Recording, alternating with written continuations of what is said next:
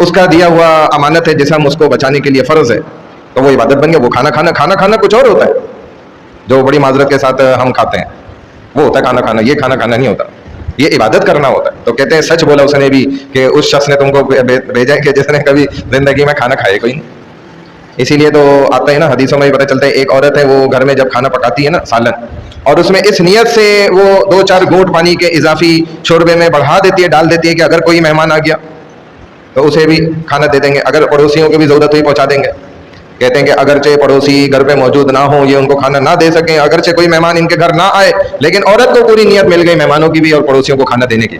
لیکن یہ نیت کرنے میں کوئی جو ہے وقت خرچ ہوتا ہے کیا؟ کوئی مال خرچ ہوتا ہے؟ جان جلتی ہے؟ کچھ بھی نہیں ہوتا۔